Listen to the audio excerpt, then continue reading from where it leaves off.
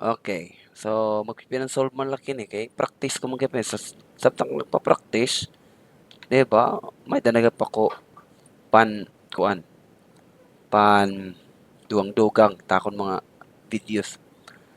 So 14.9 mga add problems lang ay mga answer na actually haluyot po. So para sigurado ako tak answer. I think the best way nga ako nimo una. But anyway, match the following forms of radioactive decay with the appropriate result. So matching type, so tuwad mo na tag inihimo, di ba? So bangin maghimo na kinahira. Tapos another way nga pwede ko mo nga LO or ang mga problem solving is maghuhimo akong chemical reaction tapos ipa-blanco ko lang kung ano ini ang chemical reaction kung alpha, positron, gamma emission, K capture beta. Anyway, matching type, no change in mass number, atomic number. Actually, gamma iniya. No change in mass number or atomic number. So, tigam nila ito gamma. Wala magurtiya dito ang kuwan. So, kailangan ko rin ibulig dito na akong discussion. Or kasi mabulig, you know. But anyway, no change in mass number or atomic number. That is gamma. Kaya kung mo positron, may charge. So, ma-charge, maiba ito mo mass number pag may charge. Mass number kasi is usual nimo mo proton. So kung na-interact mo proton mo mga electron, so usually amo nira positron kay captures also electron, beta is helium, then you have beta is electron gihapon, and then you have your alpha which is helium atom.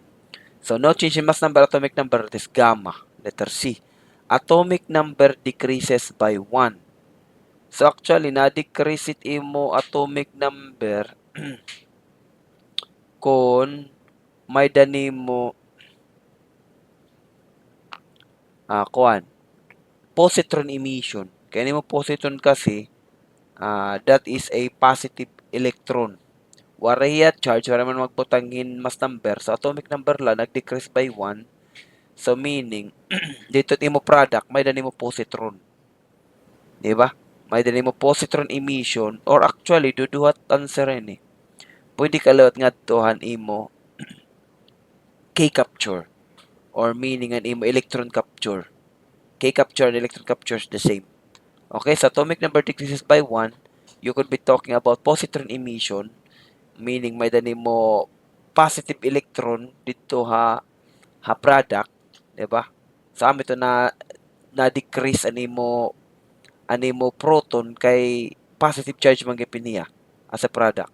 So atomic number decreases by 1 is a positron or nakadakop kahin electron so mamainusan imo nga daan reactant hin usa ka electron.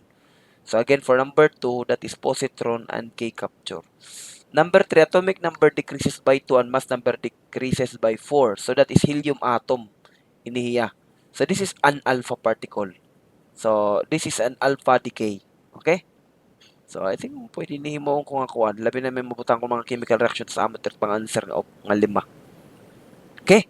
And then the last one, atomic number increases by 1 because sa product nimo may dani mo negative 1.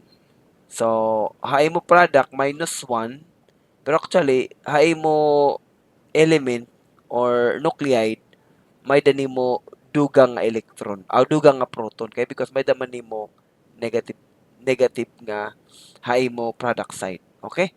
So, ini atomic number increases by 1.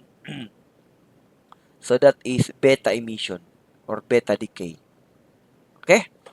So, those are my answers. So, kakat-kat lang naton para dirigla pat videos. Thank you guys.